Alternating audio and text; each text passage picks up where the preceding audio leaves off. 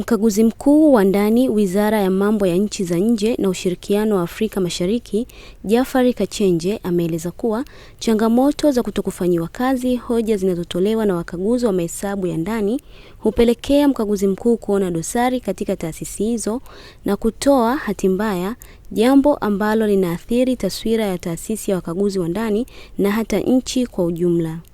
Aidha, Kachenje ameongeza kuwa uhaba wa wakaguzi wa ndani sekta ya umma unachagizwa na namna ambavyo serikali inatumia utaratibu wake katika kuajiri, kwani wanaosomea taaluma hiyo wapo wengi sokoni.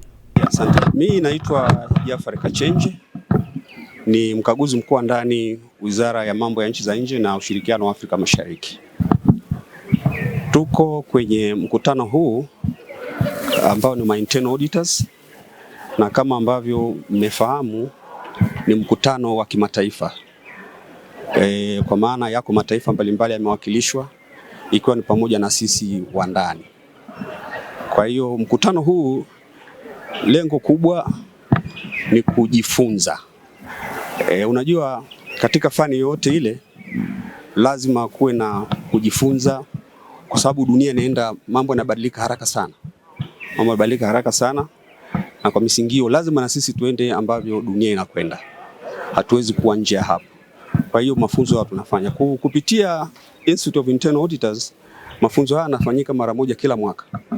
Kwa hiyo tunajaribu kupeana yale ambayo yamejitokeza, yale ambayo yamebadilika huko duniani, na namna ambavyo tunaweza kuboresha utendaji wetu wa kazi kama wakaguzi wa ndani wa serikali. Kwa hiyo kikubwa kwenye mkutano ni hicho. Majukumu ambayo tunafanya kama hivi, unajua sisi kama wakaguzi wa ndani, kikubwa tunachofanya kwa taasisi zetu ni kuishauri mamlaka, kushauri management kuhusiana na utendaji bora. Kila taasisi, na kwa mfano kama kwa nchi yetu sisi, ziko sheria, ziko kanuni, ziko principles ambazo ni namna gani ambavyo taasisi ifanye kazi ili kufikia malengo ambayo yamekusudiwa. Kwa hiyo kazi yetu sisi ni kuangalia ni wape wale ambapo wanafanya ndivyo sivyo pengine, na kushauri, na pengine kwenda hata zaidi ya hapo kulingana na mafunzo ambayo tunayapata. Kuna vitu vingine pengine hata haviko kwenye sheria zetu, lakini tunashauri na kuona kwamba tunaboresha utendaji katika taasisi ili kuweza kufikia malengo. Ni hakika kwamba inazorotesha, kwa sababu labda tu niseme setup kwa mfano kwa upande wa serikali.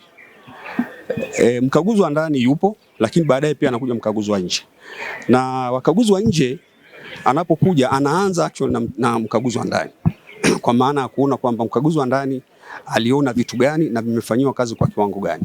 Sasa pale ambapo mkaguzi wa ndani ameona jambo akalitoa kwenye management ambao wanapashwa kutoa majibu na kuclear hiyo situation, inapocheleweshwa basi mkaguzi wa nje anaiona na anai-own, anasema ya kwake, na inakuwa ndio tatizo sasa kwamba utendaji haujaenda vizuri, lakini pia yani hizo hoja hazijajibiwa, na kwa misingio zinakuwa ni hoja sasa za CAG.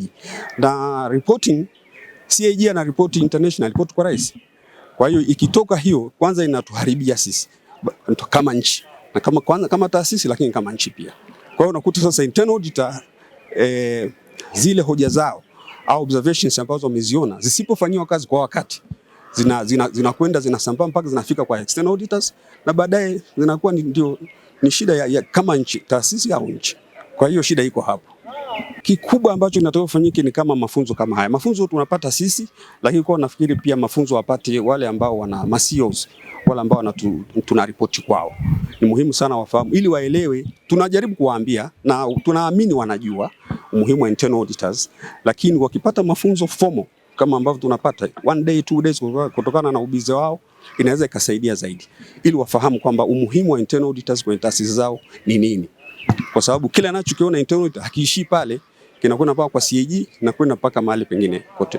Kwa hiyo kikubwa kuelimishwa zaidi, kufahamu, kwa sababu sheria zipo na internal auditors imeanzishwa kisheria, inatambulika, ipo. Swala tu ni kuhakikisha kwamba nao wanaitambua vizuri, taasisi zetu wanatambua internal auditors na kufanyia kazi yale ambayo internal auditors wanaibua. Internal auditors hawahofu na taarifa kama ambavyo nakwambia, ukiona taarifa ambayo CAG ametoa pamoja na yeye mwenyewe amekagua, lakini kama nilivyosema awali, anaanzia na internal audit. Kwa hiyo unakuta hiyo hoja sio kwamba ndio inaanzia hapo. unakuta tayari internal audit alishaona, lakini kufanyiwa kazi ndio kule ambako sasa kunasababisha hoja bado inaendelea kuwepo. Japokuwa pia kwenye ukaguzi kama ambavyo mko nyinyi kwa waandishi wa habari, inategemea engo ambayo umeibua hoja. Kwa hiyo kuna engo ambazo internal auditors anaibua hoja, lakini external auditors naye anaiangalia kwa namna nyingine, na inategemea atakavyokuwa ameiandika na kuiaddress. Hapana, internal auditors hatishiwi chochote.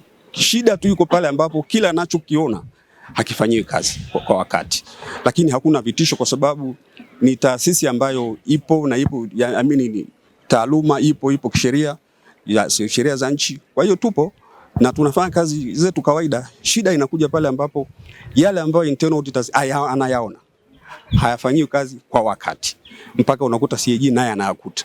Hapo ndio shida inakuanzia.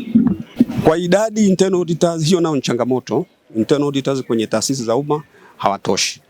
Wengine unakuta wako 3, 4, lakini unakuta wizara ni kubwa, kwa hiyo hawatoshi. Lakini swala la kutotosha bado sio tatizo kubwa, kwa sababu kila taasisi na kila taaluma watumishi hawatoshi, lakini wale waliopo wanajipanga kufanya kazi zao kulingana na taasisi ile.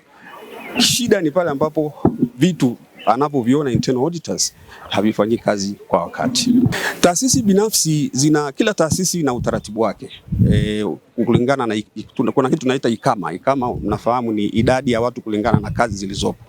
Kwa hiyo wale kule siwezi kuwasemea sababu sijafanya huko, lakini mara nyingi naona kwamba naamini wanatosha, kwa sababu hicho kilio hawajakisema sana. Lakini kwetu tunasema, kwa sababu unazungumzia wizara ambayo ina pengine matawi nje. Kwa mfano wizara ambayo ninakufanya kazi mimi, tuna balozi 43 nje ya nchi, na ambazo zote hizo lazima internal auditor aende pia kufanya ukaguzi, kwa sababu sehemu kubwa ya fedha inakwenda ubalozini. Lakini unakuta mko wachache, mko 4, kwa hiyo inakuwa ngumu sana kufikia hizo balozi kwa wakati.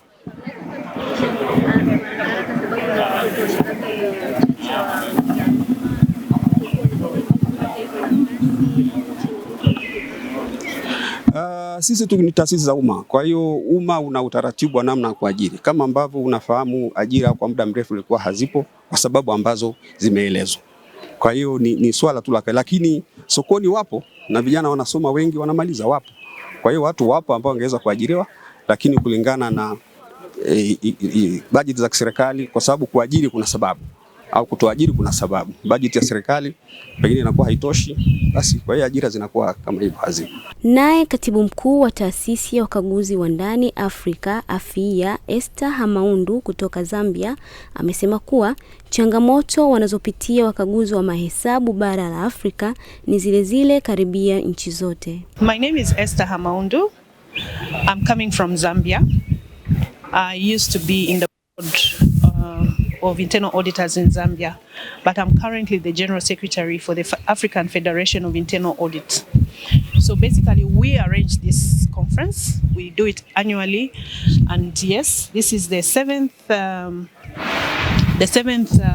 conference.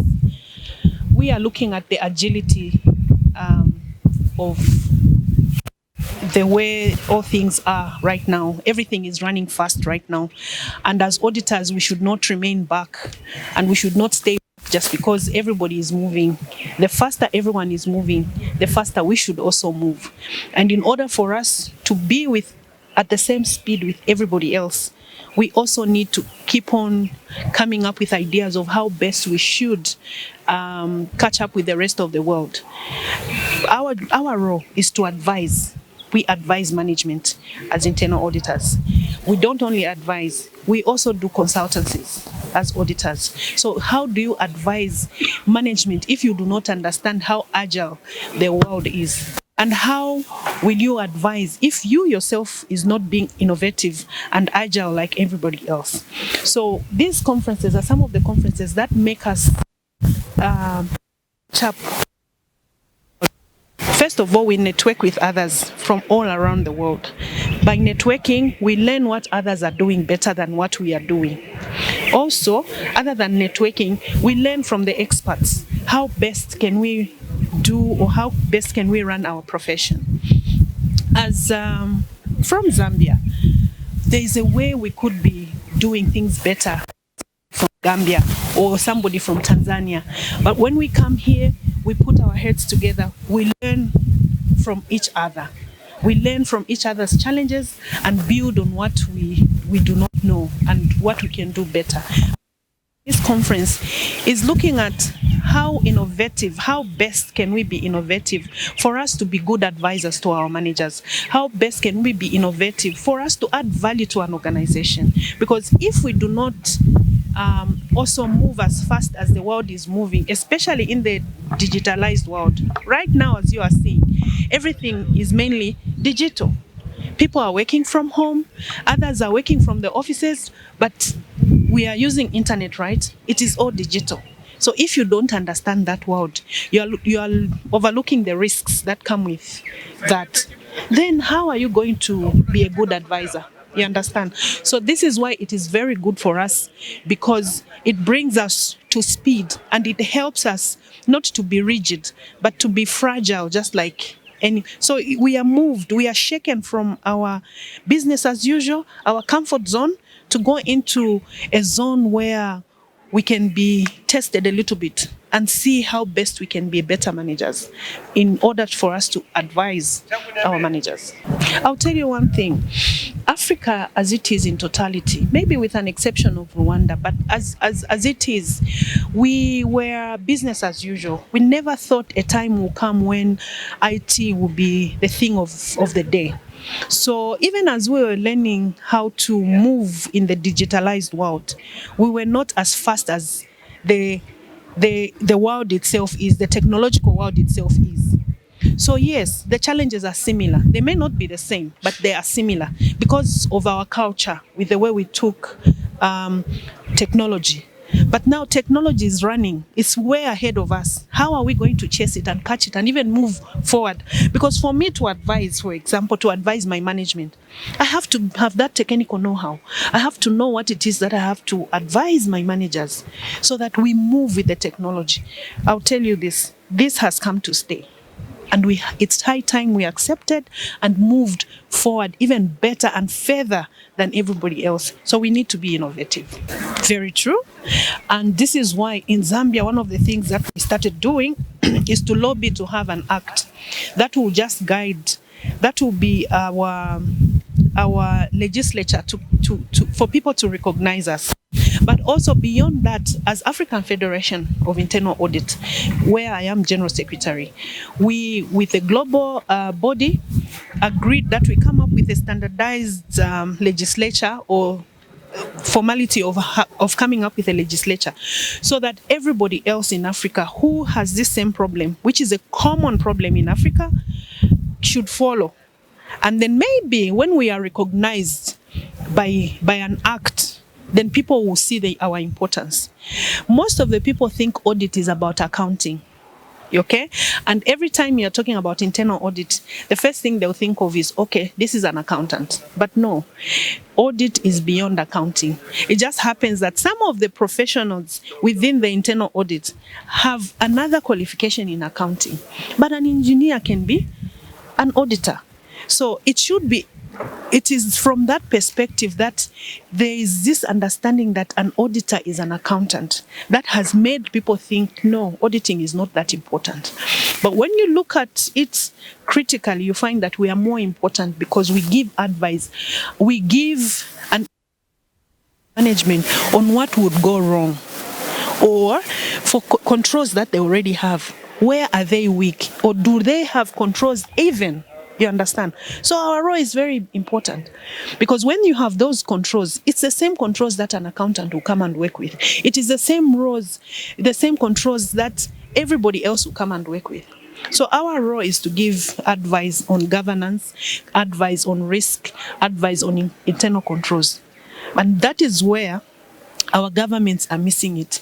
The moment people realize the importance of internal audit, then they will see the value that we add into an organization. But the problem is common.